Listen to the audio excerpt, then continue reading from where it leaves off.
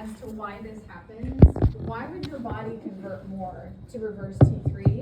And it seems to be directly related to cortisol levels.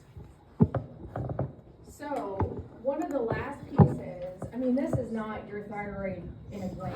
There's so many other things, you start to talk about. In order for the cells to be activated and work, you've got omega-3s. Your thyroid hormone works better if your omega-3s are in the cell membrane. Your thyroid hormone works better with your fat-soluble vitamins A, E, and D.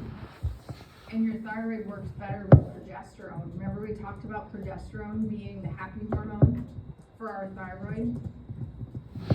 And then I'm going to put 9 down here, stress management.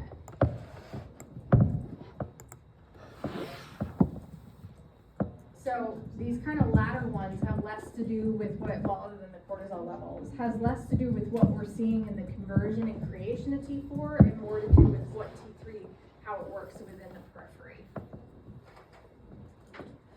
So that's why I thought thyroid hormone was so interesting when you had a thyroid patient, because nobody was the same.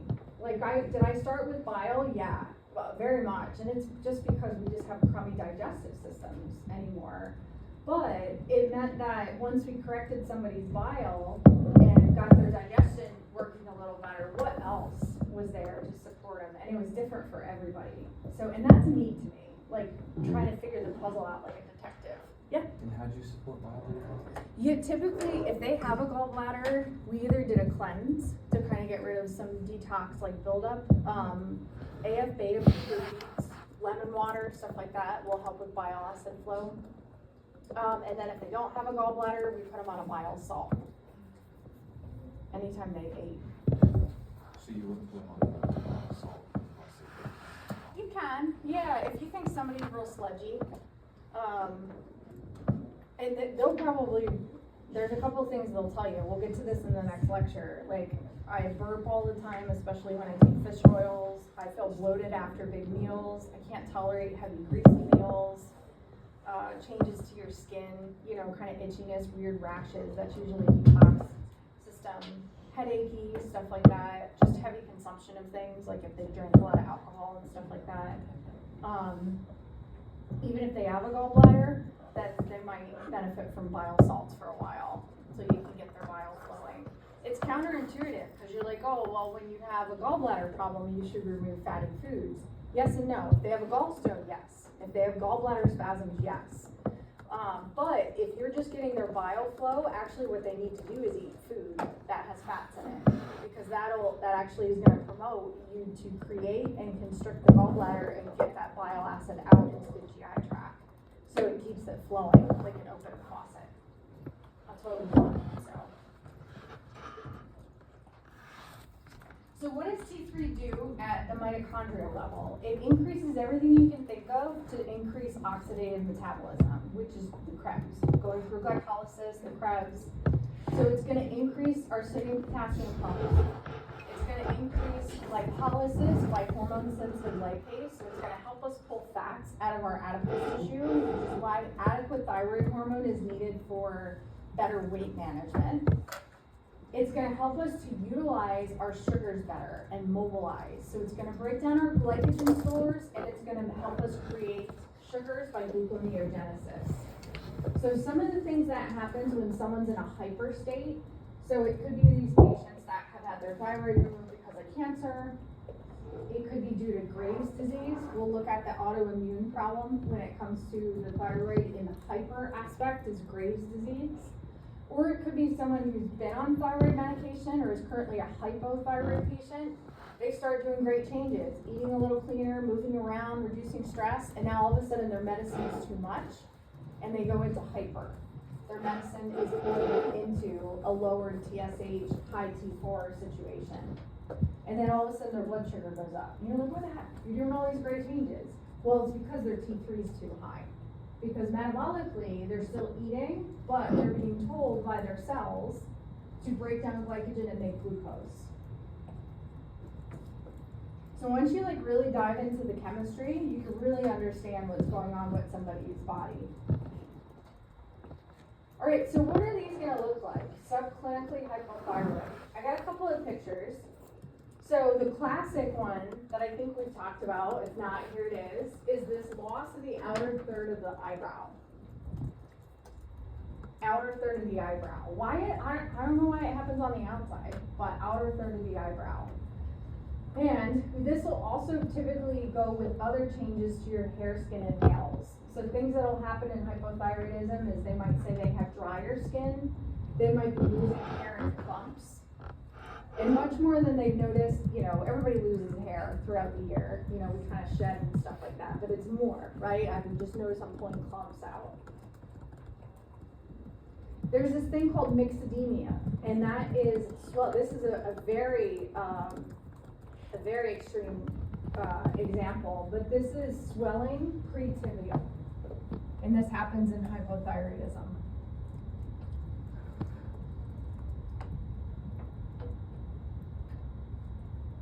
I was at the mall the other day with my girls, and I've never seen anything like it. I actually didn't know what it was, but this poor young man, who was probably in his like late 20s, early 30s, had tremendous myxedema, but it was so bad, it went all, I don't even know if it was myxedema, it looked just like this, but it was gigantic, and it went all the way around his leg. So, and comparatively, when you see how small their foot is, comparatively, that's so much stress on the joints. So, it's so much water weight. I gotta look it up. I'm thinking about it, seeing that picture. That's exactly what he looked like, but times 5. No joke. I don't know what I was looking at. But you'll notice that it may not be as kind of swollen and red. It typically is a patchy kind of redness because the swelling creates such turgor within the cells, but it could just be pre-tibial swelling, right? You can actually just palpate. The other thing I want to show you, and I want to pull a picture up, is hypothyroid rash. Let's see if I can get a non-gross picture.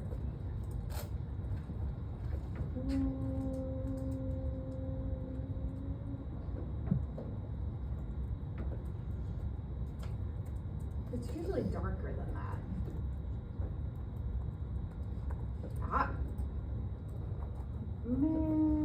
Okay, this isn't quite it, but you get these changes to the neck that looks like a rat, kind of like that, but it's darker, and it's a darkening of the skin with changes to almost like hives, yeah, something like that, almost like that petechia, little hives that start to develop in the neck and the truncal area, and it's dark.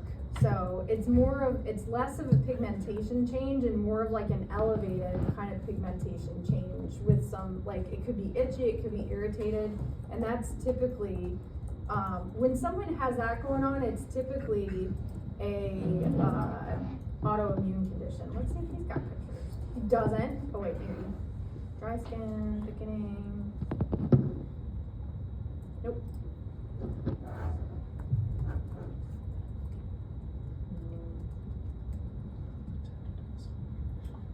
Vitiligo.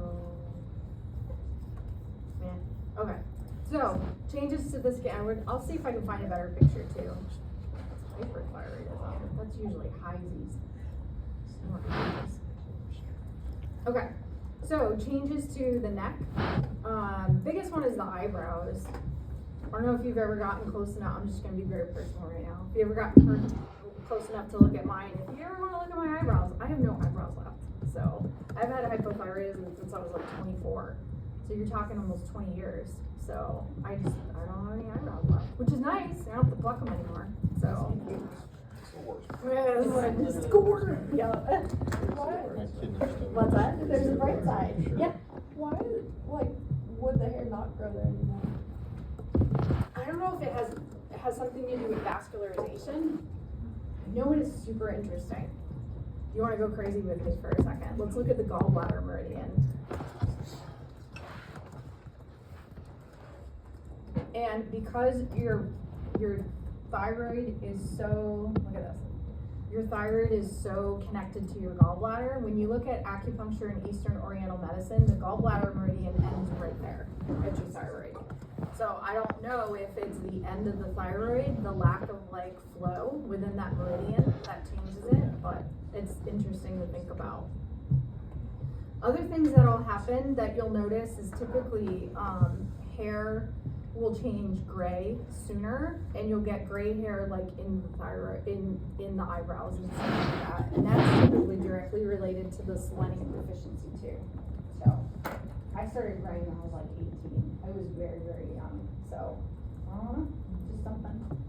On the flip side, hyperthyroidism, think about elevated metabolism. So eyes, it's called proptosis. Eyes are kind of wide and bulgy. You get these changes in your nails, like plumber's nails, that tend to be like big and kind of bulging as well too. In both conditions, hyper and hypo, you'll get great changes to your nails too. That's the other thing. We've talked about this a little bit before, but when you're nutrient deficient, so your organ system, your thyroid, your heart, your gut, somebody's crying for nutrients, the last thing your body wants to do is feed your hair, skin, and nails. So you'll typically see those changes nutrient-wise within those places first. So it can help, if it's deficient here, it's deficient in other places too. And that was the same when we looked at our fingers for zinc and things like that.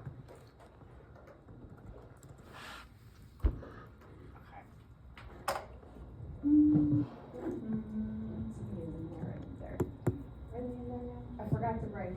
The other thing that I wanted to do, and I just forgot during the break to check it, was, or go over and grab it, is blood pressure. So as we transition into the catecholamines lecture, the catecholamines go very closely within thyroid. And they're going to, does it look like they're still in there? They're in there for 7 hours today. They are in there. Oh, I should have brought my own. Well, what we can actually do too is, well, you know what we can do? We can at least do this. Did we do the iodine patch test? Have you guys done that? Let's do that. So, there's a test, and we do this all in nutrition too, so just act surprised when we talk about it again in you'll forget. You're like my husband, buy his Christmas present and he'll forget. You can do Ragland's test. Now Ragland's test is a test for blood pressure and vasopressin. So what they'll do is they'll have the patient sit for a while so their blood pressure stabilizes. And you're going to take their blood pressure and note their systolic measurement. And then you're going to have them stand up immediately. And what you're looking for is an increase in the systolic blood pressure, because vasopressin and your catecholamine should work to vasoconstrict, and your systolic pressure should go up. So if your blood pressure doesn't go up when you stand up, it could be a problem with your sympathetic nervous system being too dominant. Or it could be dehydration and stuff too. But that's some of the reasons why people feel dizzy when they stand up. It might be their adrenals. So this one is particular for iodine. Anybody allergic to iodine? Okay. If you're not allergic to iodine, go ahead and open that up and find some place that won't get wet for a while. So sometimes people will put it up here. Like, don't put it on your wrist, because you're probably going to wash your hands soon. Hopefully you're gonna wash your hands. Yeah. You put it on your leg or something too. And you're going to know, I'll turn the light on just for a second. Note how dark it is and let it dry. And then this should stay at this level of darkness until this evening, if not tomorrow morning. So if it fades within a couple of hours, which like if I do it, it fades in a couple of hours. You're wearing white. Oh yeah, that's not cool. Figure out something else to put it. Yeah. That means you're iodine deficient. If you zap it up We're just rubbing super it in. quick. Just rub it on maybe a little 2x2 like square, enough so you can see it and get it dark enough. How long will it take to dry? You're good. It don't matter how much. Yeah. Just rub it on somewhere. Yep. And let it dry, and then you can throw your thing away.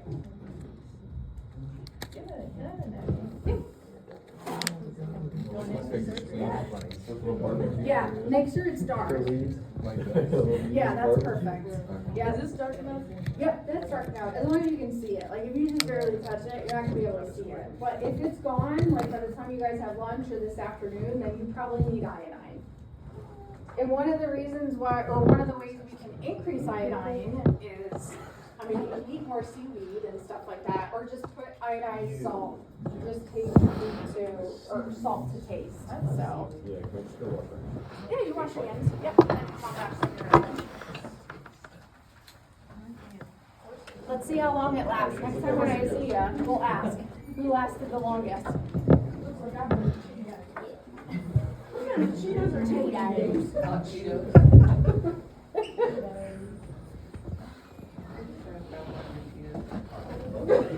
What? Yeah. Pretty low. One sort of go higher.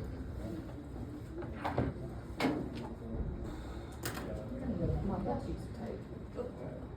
And I got two. Everything's going on my back. How did you take Go for a jog. I don't know. You like take it around my diaphragm and all that. And now I feel like I'm walking like you. I'm hurting bad.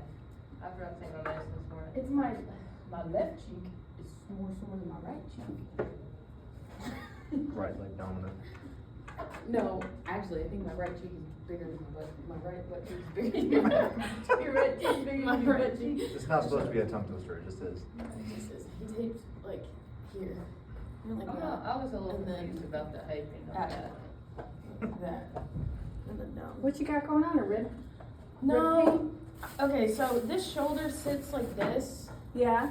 and he was like, it's either an anterior overfiring or like posterior, like isn't firing correctly. Okay. So he had me do like the quadruped, like Yeah. one leg, and it wasn't firing the same pattern this way. So he said Ah. by doing that, I would be like more stable, but he still hasn't fixed my shoulder yet. Oh, okay. He was like demoing, but now the tape is hurting me. How many days have you had it on? He did it like. Oh, really? But it's like attached right here. Oh, I'm already sore. already hating it. I get it. Well, I'm sore from legs, doing legs yesterday. But it's Oh. like. Not helping. Yeah. I feel like I'm a man. light already?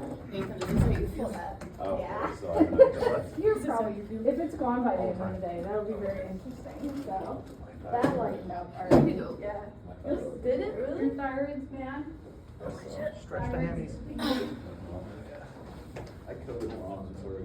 Max, are you dead? You dead? Fingers crossed. That's what they use for surgeries, right? Yeah. That's what I'll wake up with, that orange.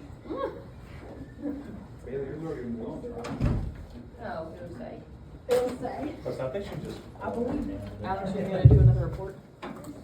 Yeah, he's bullying me. like days for service. Justin. Yeah, I've got it typed up. I'm ready to get submit. Yeah. Well, and then on top of that, he threatened me with violence again. What's that? Yeah. Is he snitching again? Yeah. Snitches get stitches, bub. Yeah.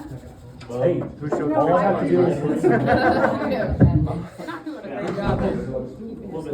He's too proud of his insult. Let's proud finish our boy. chat on the Bullying connection between the adrenals, which is our catecholamines, and the thyroid. So we'll get into this a lot more in nutrition, but remember, actually, dopamine is a catecholamine too.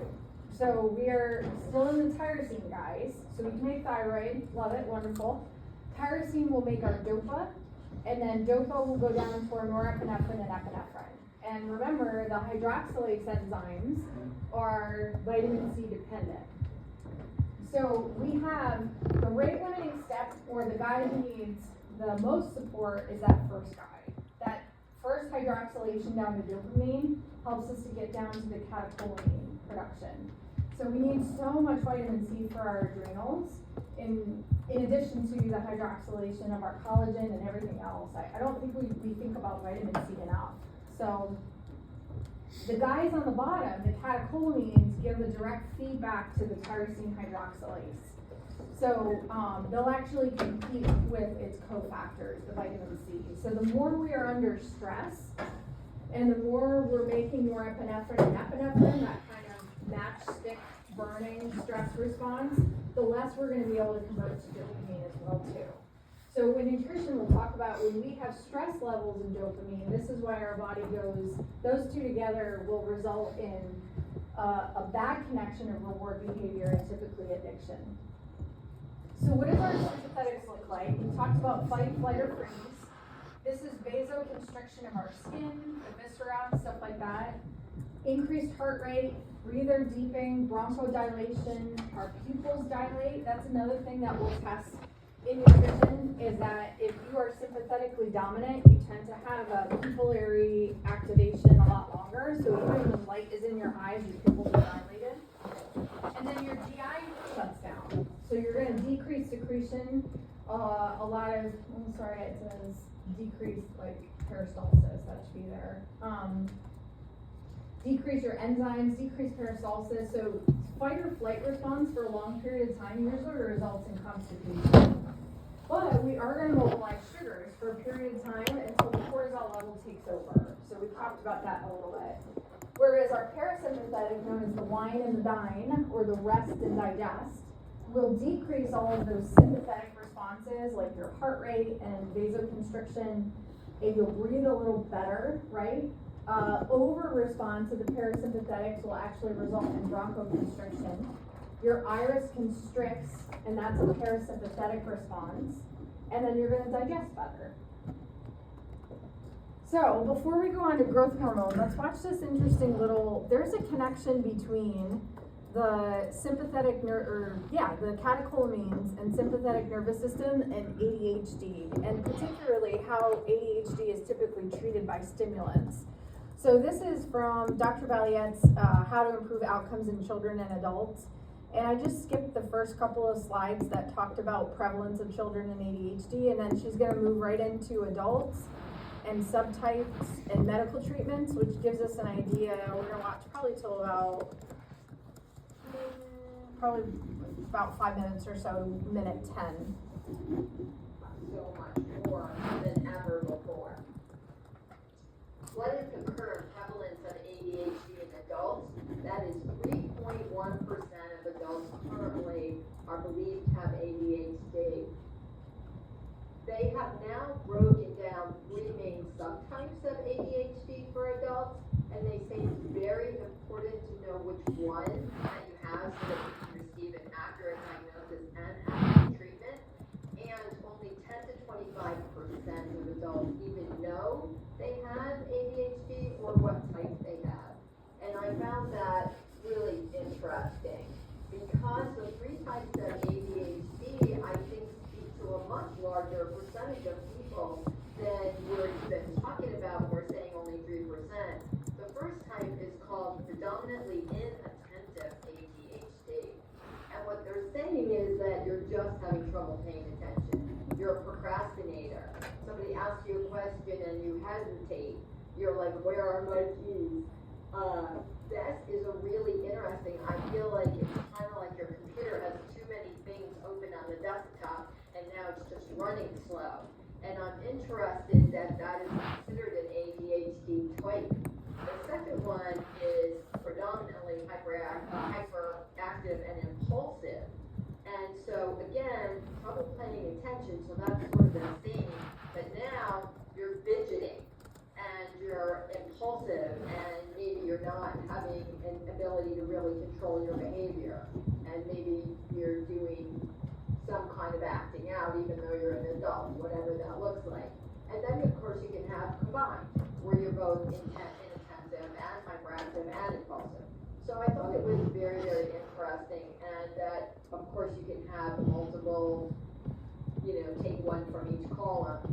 And this I again really believe has to do with the brain's capacity to really be present, because there is so many other things going on and it's so easy to be genuinely distracted today, with everything going on. So I wanted to talk about first the medical treatment of ADHD.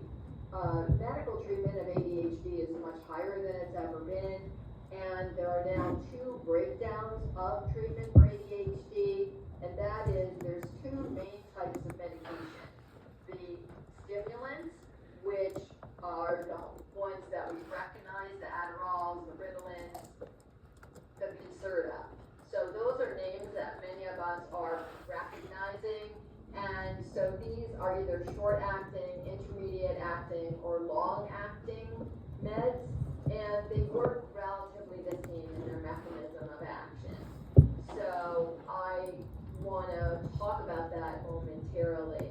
But now there are long-acting non-stimulants. And when we're looking at stimulants and non-stimulants, I found that an interesting breakdown when they're looking at the biochem on what they're saying is really going on. So let's take a look now at the stimulants, whether they're short, intermediate, or long-acting stimulants.